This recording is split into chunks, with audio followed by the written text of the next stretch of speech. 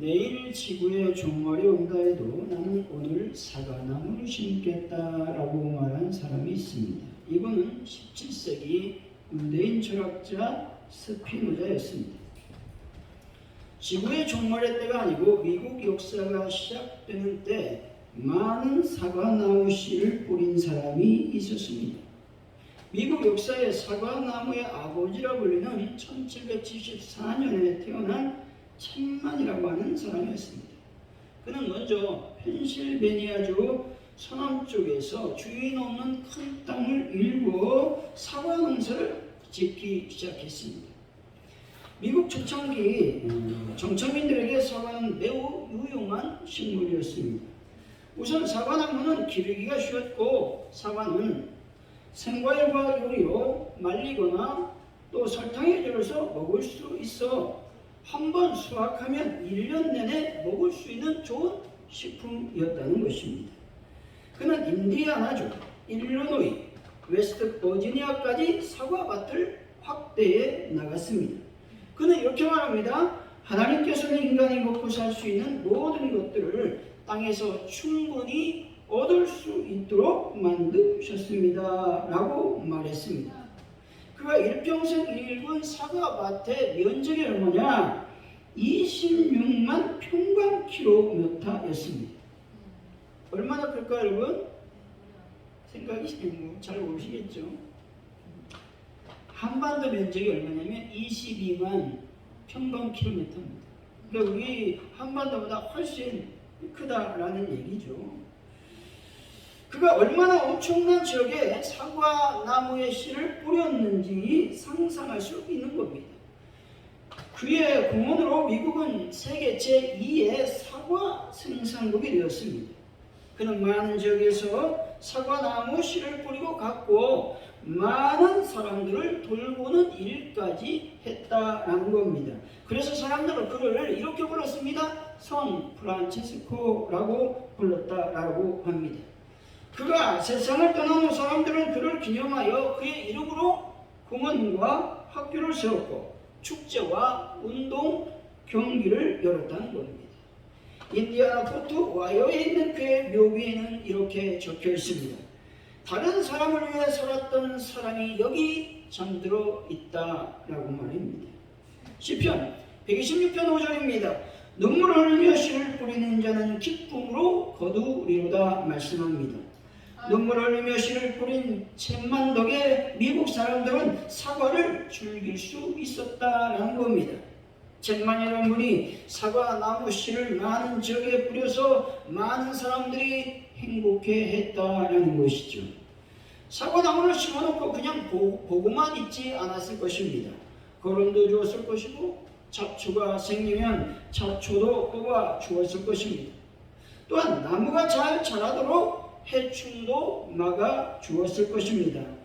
여러분, 마찬가지로 작은 꽃밭을 가꾸는데도 여러분 정성을 들여야 된다는 겁니다. 여러분 집안에 작은 화단을 만들어 놔도 여러분 물을 여러분 일주일에 한 번은 꼬박꼬박 주어야 됩니다. 안 그러면 다 말라 죽는다라고 하는 것이죠. 여러분 그렇다면 우리 마음은 어떠해야 되겠습니까? 우리 마음을 여러분 잘 가꿔야 된다는 겁니다. 마음을 잘 가꾸지 않으면 우리 마음속에 적추가 생겨나서 마음이 황폐되어 갈 수밖에 없고 쓸모없는 땅이 되고 만다라는 것입니다. 마음의 조언을 잘 가꾸어야 자신의 삶도 행복과 평안과 기쁨이 넘쳐나게 되는 것입니다. 따라서 먼저 나의 마음에 말씀의 씨앗을 뿌리고 그 씨앗이 잘 자라날 수 있도록 물도 주고 잡초도 뽑아 주어야 하는 것입니다. 해충이 있는지도 잘 살펴봐야 된다는 겁니다.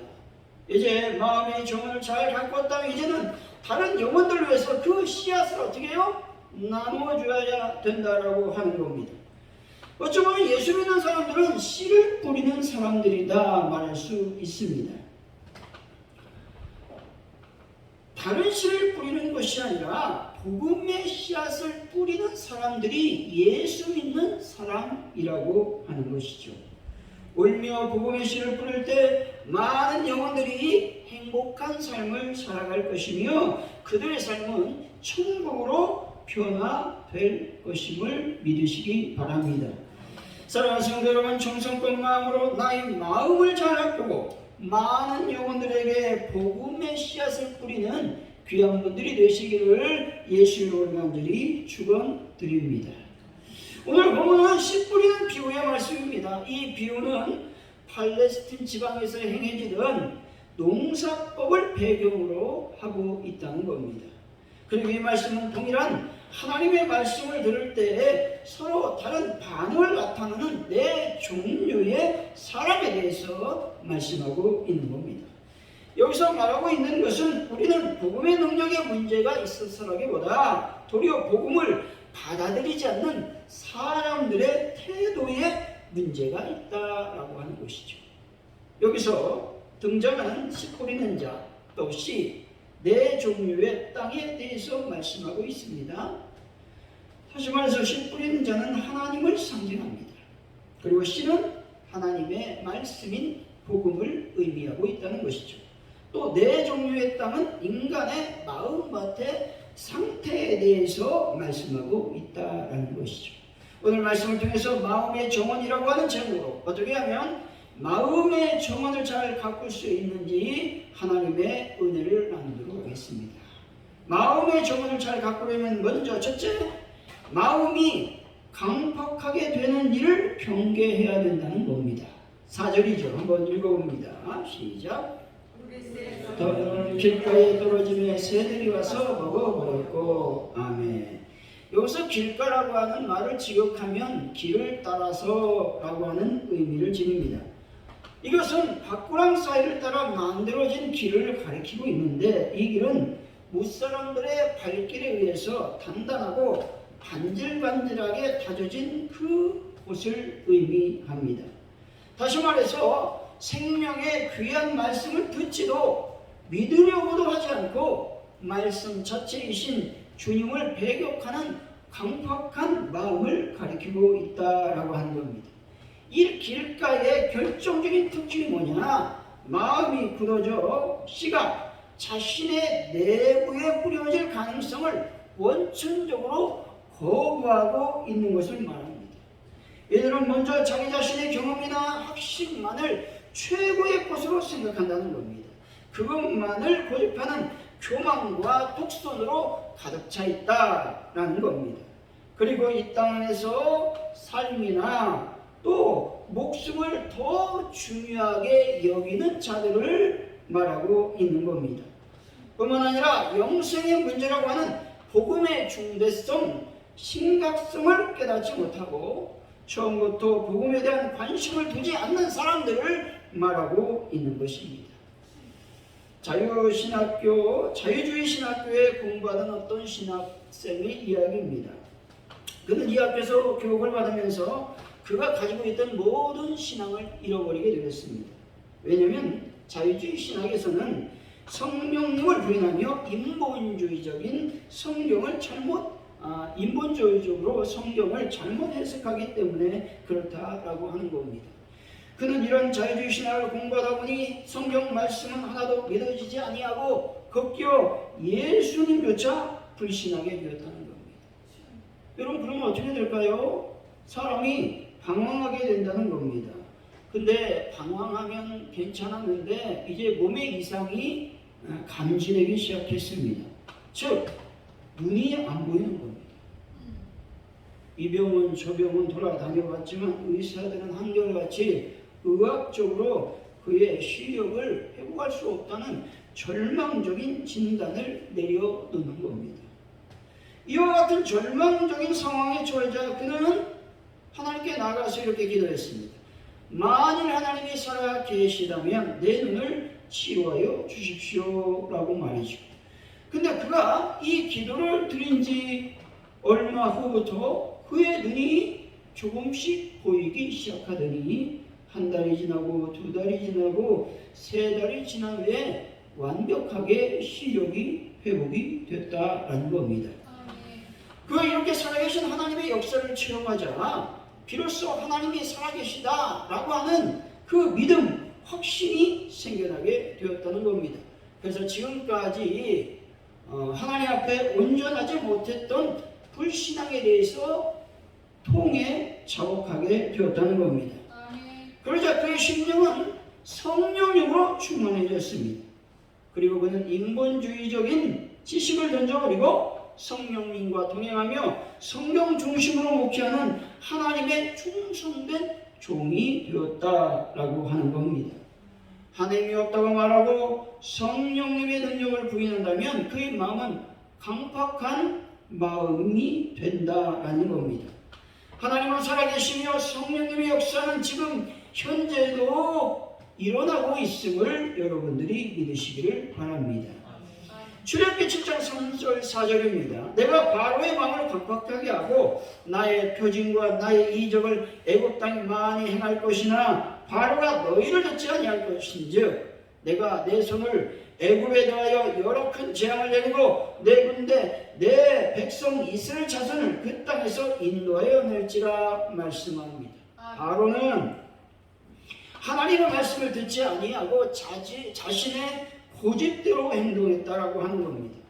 바로의 마음이 완악하게 된 것은 하나님께서 바로가 마음이 강팍하게 되기 이전에 비로소 바로 스스로 강팍한 마음을 가지고 있었기 때문에 그렇다라고 하는 겁니다. 이 하나님께서 어떻게 하셨어요? 그냥 내버려 두시는 것입니다. 여러분, 바로가 이전에 하나님을 알고 있었다면 마음이 강팍해지지 않았을 것입니다. 바로가 하나님을 믿는 사람이었다고 한다면 마음이 강팍해졌다면 하나님께서 먼저 바로의 마음을 부드럽게 쓰다듬어 주셨을 것입니다. 그리고 강팍한 마음을 버리지 못했다면 여러 가지 연단을 통해서 부드러운 마음으로 변화시켜 주셨을 것입니다. 그런데 바로는 하나님을 믿지 않았습니다. 믿지 아니한 것이 아니라 바로의 안중에 하나님은 없었다는 것이죠. 하나님을 애굽의 그 많은 신들 중 하나에 비교하고 있다라고 하는 것입니다. 때문에 하나님께서는 그의 마음에 생각하는 대로 그대로 하도록 내버려 두셨다라고 하는 겁니다. 바로는 스스로 자유의지로 완악한 마음을 품었다라는 것입니다. 하나님 밖에 있는 자유의지는 죄악에 불과한 겁니다. 왜냐하면 우리는 죄악 중에 태어났기 때문에 생각하는 모든 것들이 죄이기 때문에 그렇습니다. 바로는 이스라엘 백성들을 풀어주라는 하나님의 말씀을 듣지 않았습니다.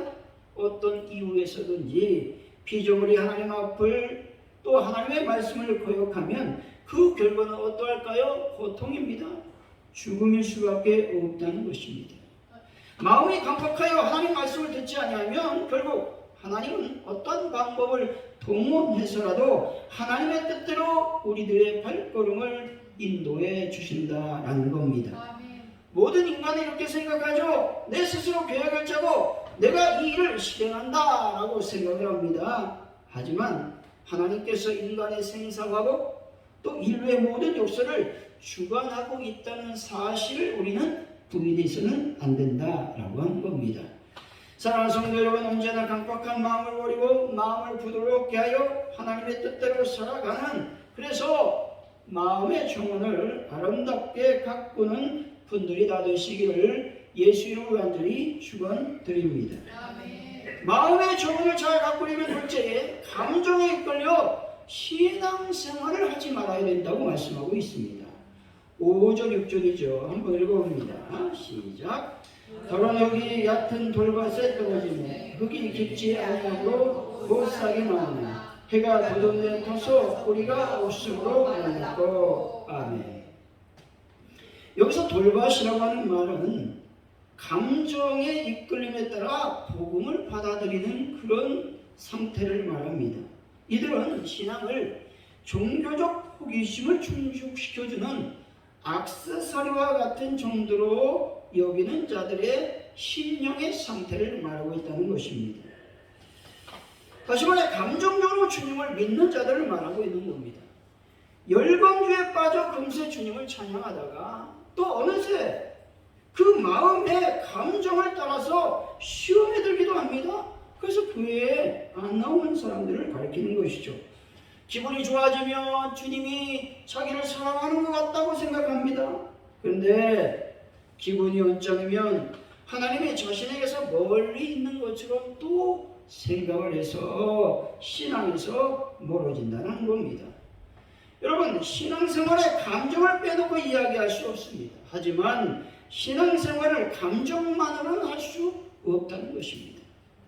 감정주의 신앙은 대단히 빈약하고 여러분 취약한 신앙이라고 합니다. 인간의 감정은 변화무쌍하죠. 아침에 여러분 1시간 그 내에도 마음이 얼마나 변하는지 모릅니다. 조그만 일에도 흔들리고 변하는 것이 우리들의 마음이라고 하는 겁니다. 그러므로 우리는 신앙의 근거를 우리 감정에 두어서는 안 된다는 겁니다. 오늘 본문에서 이렇게 말씀하죠. 해라고 하는 것이 떠오릅니다. 그런데 해는 어떤 것입니까? 식물 성장의 필수적인 요소라고 하는 겁니다.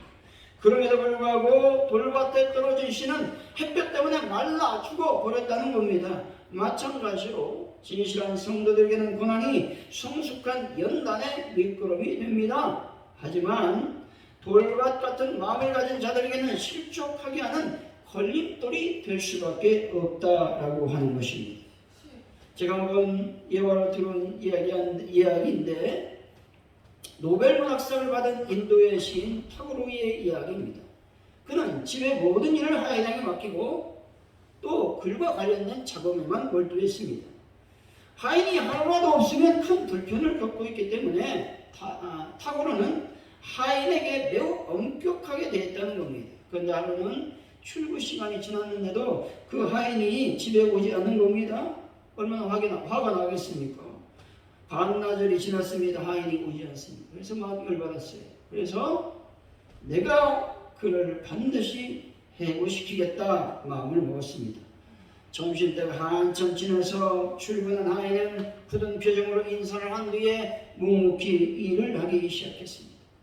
타고르는 그 모습을 보고 더 부하 가치며 당장 나가라고 소리 질렀습니다.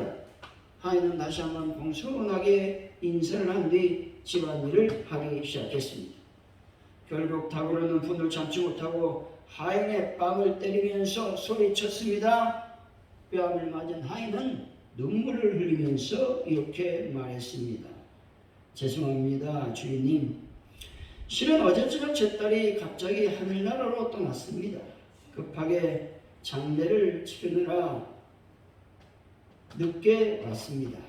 좋지 않은 일이라 말씀드리고 싶었지만 제가 말씀드리지 못했습니다. 라고 말했다는 거예요. 그동안 너무나 상심했던 하인에게 이유를 묻지 않고 화를 내는 것에 타고르는 크게 후회를 하며 다시는 같은 실수를 반복하지 않았다라고 하는 겁니다. 사람의 행동 외에는 말 못할 아픔이나 혼심이 있음을 우리는 늘 기억하고 있어야 된다는 겁니다. 감정을 앞세워 실수하기보다 한 번 더 생각하는 깊이 있는 배려의 모습을 여러분들이 보여주시기를 바랍니다. 우리는 이렇게 기도해야 됩니다. 주님, 사소한 잘못을 따지기보다 사랑을 실천하며 살아가게 하여 주옵소서라고 말입니다. 예수 믿는 자들은 실수나 잘못도 너그러이 이해하는 배려의 모습을 보일 수 있어야 된다는 것입니다. 골로새서 2장 6절에서 7절입니다. 그러므로 너희가 그리스도 예수를 주로 받았으니 그 안에서 행하되 그 안에 뿌리를 박으며 세움을 받아 교훈을 받은 대로 믿음에 굳게 서서 감사함을 넘치게 하라 말씀합니다. 감정이 아니라 어디 안에 있어야 된다? 예수 안에 있어 행하라고 말씀합니다. 기분에 따라 말하고 행동하는 것이 아니라 말씀을 받은 대로 말씀 안에 뿌리를 내려야 된다고 말씀하고 있습니다. 말씀에 굳게 선 사람은 감정에 따라 흔들리지 않는다라고 하는 겁니다. 사랑하는 성도 여러분, 감정이 어떠됐든 간에 주님 말씀에 신앙의 뿌리를 깊이 내려 마음의 정원을 잘 가꾸는 지혜로운 분들이 다 되시기를 예수 이름으로 간절히 축원드립니다. 마음의 정원을 잘 가꾸려면 셋째 어떻게 해야 되냐? 세속적 그 세속에 물든 마음에서 벗어나야 된다고 말씀하고 있습니다. 우리 7절이죠. 한번 읽어봅니다. 시작. 더러운 가시떨기 위에 떨어짐에 가시가 나와서 기운을 막았고. 아멘. 여기서 가시떨기라고 하는 것은 신앙의 외적인 면은 그럴싸하게 갖추었지만 전폭적 순종에 따른 전인적이고 근본적 변화를 보이지 않는 자들의 마음을 가리키는 말씀입니다. 이들은 세상과 하나님을 동시에 섬기려고 하는 두 마음을 갖고 있는 자들을 말합니다.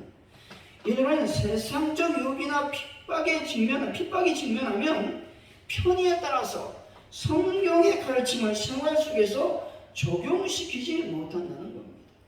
때문에 늘 신앙과 생활에 분리된 이원적인 모습을 보이고 있다라고 하는 겁니다. 가시떨기 같은 마음을 예수님은 이렇게 말씀합니다. 마태복음 13장 22절이죠. 가시떨기에 뿌려졌다는 것은 말씀을 들으나 세상의 염려와 재물의 유혹에 말씀이 막혀 곧 넘어지는 자요 말씀합니다.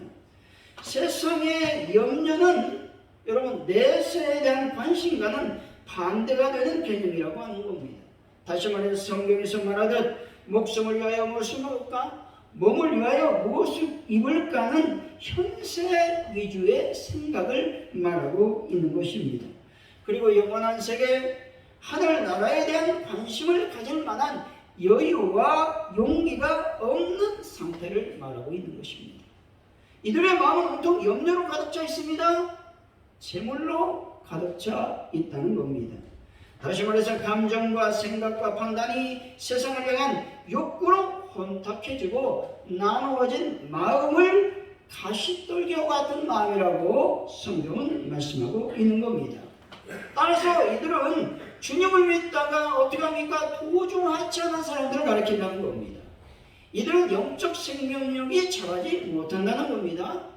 기운을 막았다라고 말씀하죠. 여기서 기운이라고 하는 말은 생물이 움직이는 생명력을 말합니다. 또 성경적으로 말하면 성령님을 의미하기도 하는 겁니다. 따라서 기운을 막았다라는 것은 믿는 자들이 성령님의 도우심으로 이루어 나가는 모든 영적 생활을 해방하거나 혼돈시키는 것을 말하고 있다라는 것입니다. 요한일서 2장 15절이죠. 이 세상이나 세상에 있는 것들을 사랑치 말라. 누구든지 세상을 사랑하면 아버지의 사랑이 그 속에 있지 아니하니 말씀합니다.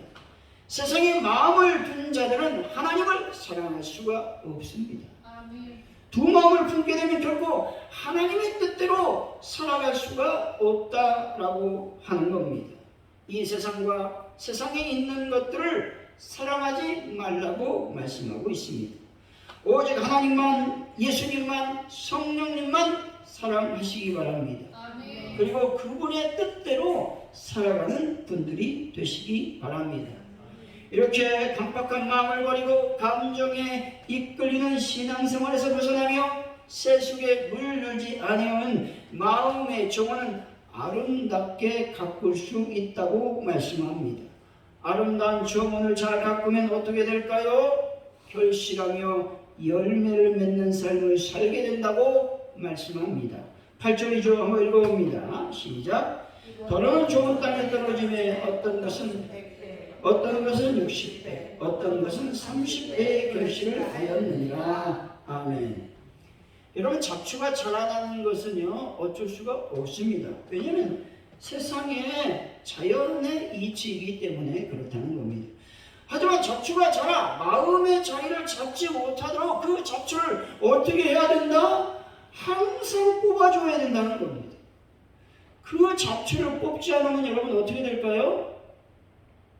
여러분, 농사를 1년 안 지으면 거기에 잡초뿐만 아니라 나무가 무성하게 자라서요, 여러분 포크레인을 불러야 됩니다. 사고는 안 된다는 거예요. 세상을 사랑하지 않고 항상 말씀 안에 하나님의 뜻대로 살려고 애쓰면 어떤 마음이 된다? 좋은 마음의 밭이 된다는 겁니다. 마음이 좋은 땅과 밭이 되어야 결실하며 열매를 맺는다고 말씀하죠. 그 열매는 100배, 60배, 30배의 결실을 맺게 된다 말씀합니다. 여러분, 신앙의 좋은 밭을 만들어 가시는 분들이 되시기 바랍니다. 주님의 말씀을 따라 순종함으로 풍성한 주님의 은혜로 결실의 삶이 넘쳐나기를 바랍니다. 사랑하는 성도 여러분, 좋은 마음의 밭을 만들어 열매를 맺어 하나님의 또 하나님께 칭찬받는 분들이 다 되시기를 예수 이름으로 간절히 축원드립니다. 기도합니다. 하나님 아버지 감사합니다. 우리 마음의 정원을 잘 갖고 하나님께 영광을 돌리는 자들이 다 될 수 있도록 인도하여 주시기를 원합니다.